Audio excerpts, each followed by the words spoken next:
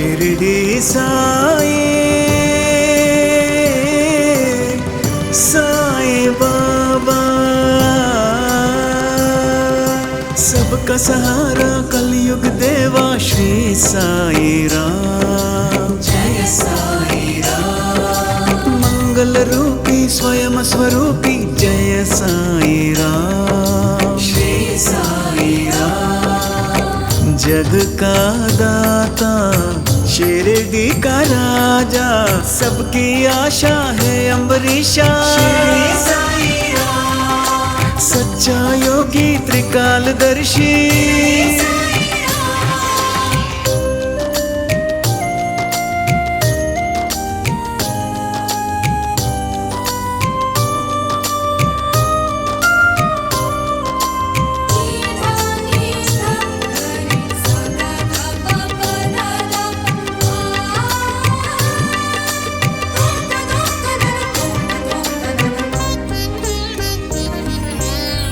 जल थल में देवा तू ही तो बसता, भाग्य विधाता शिरडी नाथ।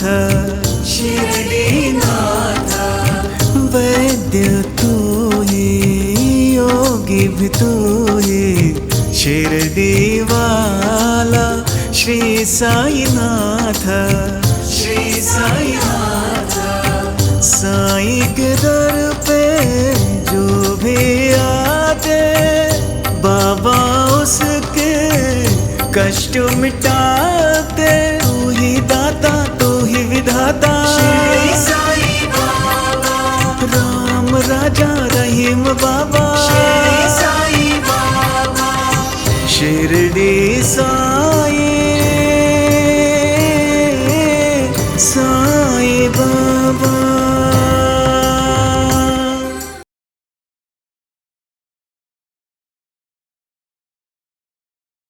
क्या माँ, पूछ होते ही मारुति बंदर नहीं बन जाएगा? मारुति तो श्री राम का भक्त है ना?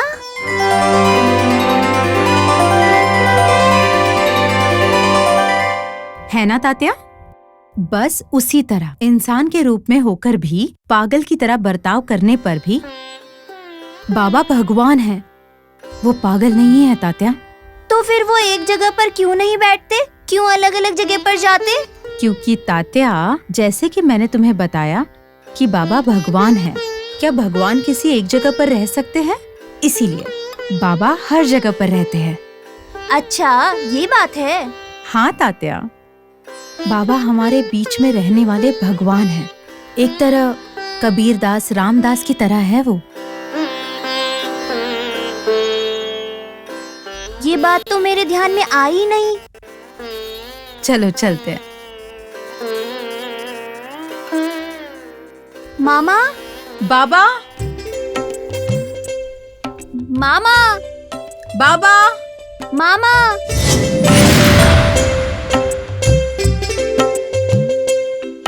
मामा, बाबा।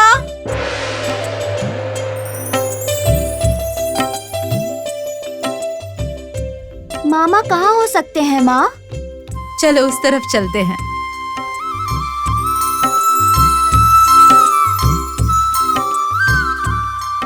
सुनो भाई।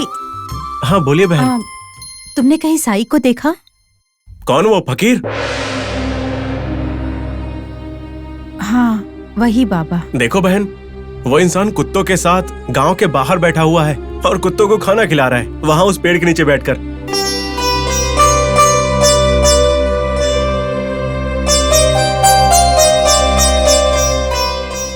वहाँ वो फकीर उन कुत्तों को खाना खिला रहा है और आप उसे खाना खिलाने जा रही हैं। देखो भाई, इस तरह बाबा के बारे में छोटी बात मत करो, बड़ी गलती हो जाएगी।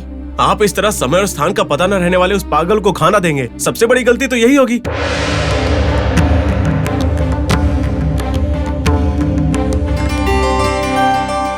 ठीक है, आप जाइए, वो पागल खाने का इंतजार कर रहा होगा। पता नहीं कहाँ से आ जाते हैं। इन लोगों को बाबा का महत्व आज पता नहीं चलेगा। आगे जाकर जब पूरी दुनिया बाबा की ओर देखेगी, उस दिन ये सब लोग अरे बाबा हमारे साथ ही थे, हम में से एक थे और हमने उन्हें पहचाना नहीं, ये सोचकर दुखी होंगे। चलो तात्या।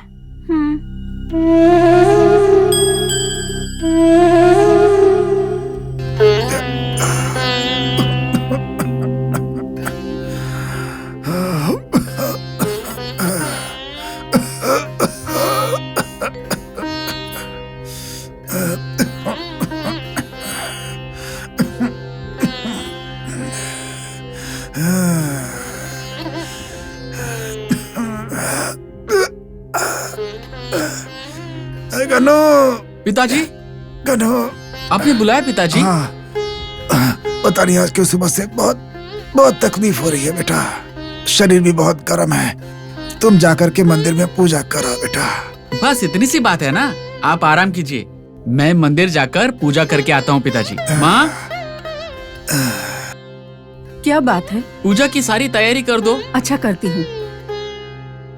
खंडोबा की पूजा के बाद तुम्हारी माँ रोटी और सब्जी बना कर देगी, उसे लेकर के चले जाना। क्या करना है? अरे बाबा को देना है जाकर। क्या आप मुझे बाबा को रोटी और सब्जी देने बोल रहे हैं? ये तो नहीं हो पाएगा, मैं उसके पास कभी नहीं जाऊंगा। ए गनो, तुम्हारा दिमाग खराब हो गया है क्या? बाबा के पास जाने से क्यों मना कर रहा है तू? पिताजी, वो फकीर है, मतलब मुसलमान है, फिर हम उसे खाना क्यों दे? क्या वो हमारा खंडोबा है या हिंदू भगवान है? तुम्हें क्या हो गया है बेटा? बाबा अलग नहीं है, खंडोबा भी अलग नहीं है, दोनों एक ही हैं। ऐसे कैसे दोनों एक समान हो सकते हैं? हमारे खंडोबा की वेशभूषा अलग है और उस मुसलमान फकीर की वेशभूषा अलग है। हमारा खंडोबा तुम्हारे और मेरी तरह माथे पर तिलक लगाते हैं, लेकिन उस मुसलमान फकीर का माथा खाली रहता है। फिर कैसे दोनों एक समान हो सकते हैं? अरे बुद्धू, तिलक लगाने से हिंदू भगवान और ना लगाने से मुस्लिम का भगवान है, ऐसा तुमसे किसने कहा? बाबा तिलक नहीं लगाते हैं, हाँ, इसका मतलब ये नहीं है कि वो लगाते ही नहीं हैं। अरे जब ठीक लगेगा तो लगा लेंगे वो। बाबा इस कलयुग के लिए वरदान है बेटा, उनको हिंदू मुस्लिम बोलकर अलग मत करो। क्या पता क्या वरदान है। पिताजी, मैं एक सवाल पूछूं? पूछो। अभी आप जिसे भगवान मानते हो वो फकीर बाबा, अगर वो भगवान है तो भीख मांगने की क्या जरूरत है? अगर भगवान है तो भीख नहीं मांगनी चाहिए ना? देख गनो, जिन्हें दान करने की क्षमता होती है उनसे मांगने में कोई बुराई नहीं होती है, इसे भिक्षा नहीं कहते बेटा। और क्या कहना चाहिए? बेटा ये कहना चाहिए कि हम नेक काम कर रहे हैं, और क्या। लेकिन भीख देने से ऋण कैसे कम हो जाता है? ऐसा लगता है बाबा ने तुम सब पर जादू टोना करके रखा है और आप उसी को बड़ा भगवान समझकर जी रहे हो। जी लीजिए, जी लीजिए, आगे जाकर एक दिन सबको पता चलेगा कि वो एक ढोंगी बाबा है। माँ, पूजा का सामान ले आओ। ला रही हूँ। ये लो। हे भगवान, आज इसको पता नहीं क्या हो गया है, बाबा के बारे में गलत बात कर रहा है। हे बाबा, मेरे बेटे ने जो कहा उसके लिए उसे क्षमा करना बाबा, बुरा मत मानना प्रभु। सुनिए, आप परेशान मत होइए, आराम कीजिए। उसने जो कहा सुना तुमने? हाँ सुना, ऐसा कुछ भी नहीं होगा, सब कुछ ठीक हो जाएगा, आप आराम कीजिए, सो जाइए थोड़ा।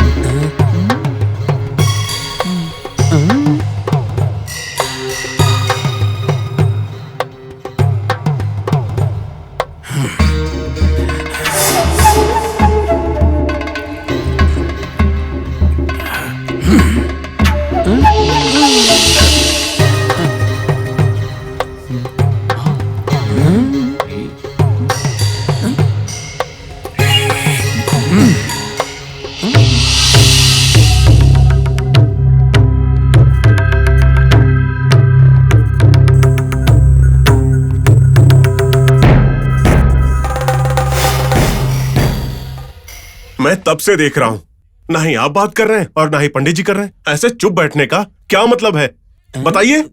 क्या मतलब? मतलब है कि हमारे साहब को आपसे बात करने की कोई इच्छा नहीं है ना? बिल्कुल सही बोल रहे हो। चुप रहो तुम दोनों। सरपंच जी, सबसे पहले इन दो बंदरों को अपने साथ लेकर घूमना बंद कीजिए। दोनों के दोनों नालायक हैं। ओ भाई, अगर हम दोनों नालायक हैं, हमारे सरपंच जी हमारे साथ होते हैं तो वो भी नालायक हुए क्या? क्यों सरपंच जी, सही कहा ना? ए बेवकूफ लोगों, मेरी सारी इज्जत उतार देते हो। अपना मुंह बंद करके नीचे पड़े रहो। उठ के खड़े हो जाओ। पंडित जी, इन बेवकूफों की बातों पर ध्यान मत दीजिए। पहले ये सोचिए कि उस फकीर को हमारे गांव से कैसे भगाएं। सरपंच जी, ये सोचिए कि उस फकीर को इस शिरडी से बाहर कैसे निकालना है। तुम दोनों बकवास बंद करो।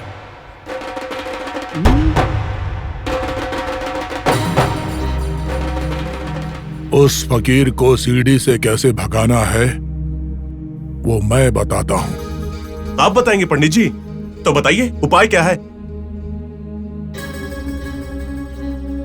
वो फकीर जात का मुसलमान लगता है।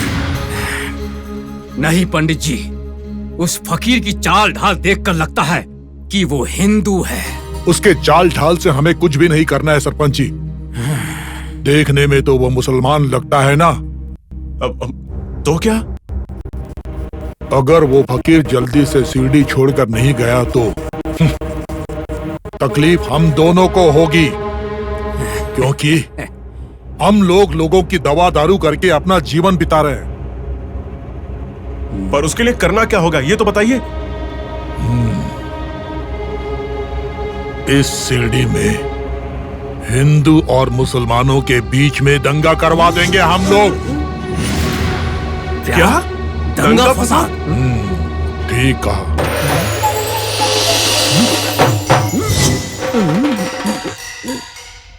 लेकिन ये दंगा फसाद करने से क्या फायदा होगा? क्यों सरपंच जी, ऐसा क्यों पूछ रहे हो? फायदा हम सबका ही होगा। इस फकीर के आने के बाद ही हमारे गांव में सारी परेशानी शुरू हुई है, क्योंकि वो जादू करता है, वो जादूगर है। ऐसी अफवाह हम पूरे गांव में फैला देंगे।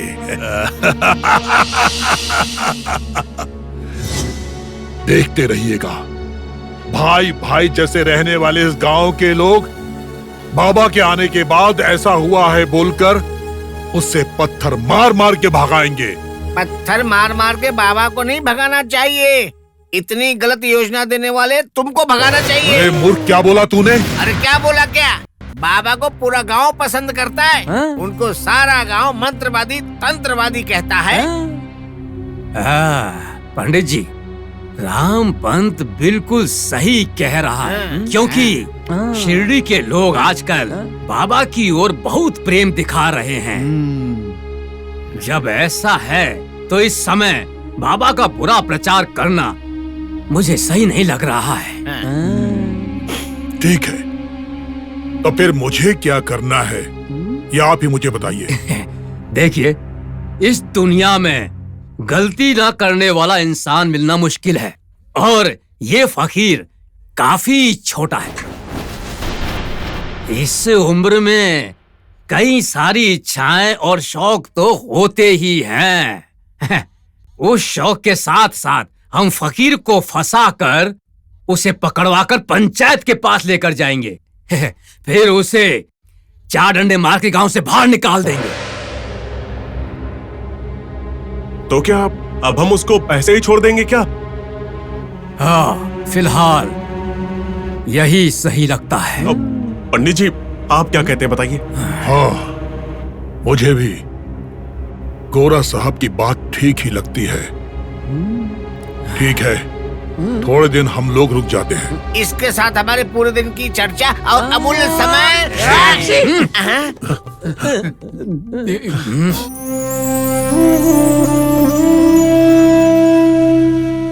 बाबा,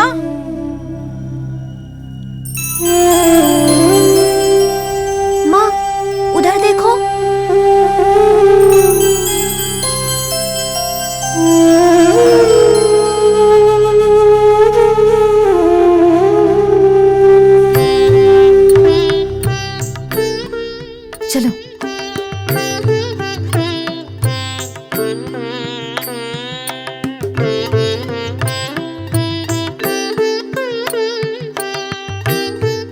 बहन,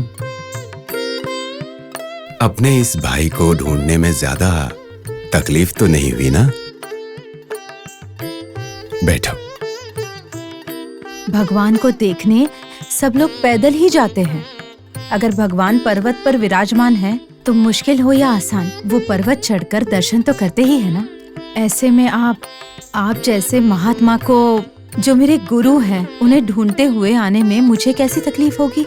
बदले में मुझे बहुत ज्यादा खुशी हो रही है बाबा। इस गरीब फकीर से तुम्हें कितनी ममता है बहन। मुझे तो ये लगता है पिछले जन्म में शायद तुम मेरी मां थी। मेरे लिए तुम कितनी तकलीफ उठा रही हो। ये प्यार, ये वात्सल्य, ये बहुत बड़ी चीज है। बाबा, जब आप मुझे दिल से दीदी कहकर बुलाते हो तो क्या इस बहन को भाई के लिए प्यार और ममता नहीं होगी? आपने कहा कि शायद पिछले जन्म में मैं आपकी माँ थी, लेकिन मुझे हमेशा ऐसा लगता है कि मेरे सारे पिछले जन्मों में आप मेरे छोटे भाई थे।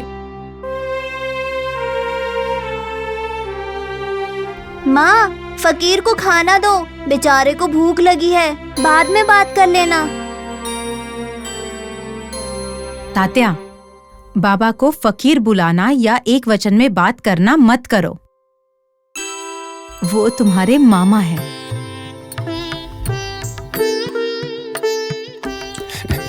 बाबा मेरे मामा है। हाँ तात्या, बाबा तुम्हारे मामा है और आज के बाद तुम उन्हें मामा कहकर ही बुलाओगे, ठीक है? ठीक है माँ, अब तो मामा को खाना दो। अभी देती हूँ।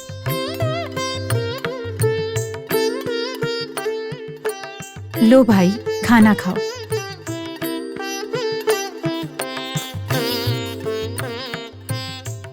अपने घर से ही अगर याद कर लेती तो काफी होता, मैं वहीं आ जाता। तुम्हें यहाँ आने की तकलीफ नहीं उठानी पड़ती। तुम रोज इतनी तकलीफ उठाकर मेरे लिए खाना क्यों लाती हो? इसीलिए कहती हूँ बाबा, आप हमारे शिरडी गांव आ जाइए, फिर हमें भी खुशी होगी और तकलीफ भी नहीं होगी। हाँ मामा, आप शिरडी आ जाइए, आज ही आ जाइए। जरूर आऊंगा। तात्या, मेरे वहां आने का अभी समय नहीं आया है। सही समय पर अपने आप आ जाऊंगा। वो समय जल्दी आए, यही हमारी इच्छा है। खाना खा लीजिए।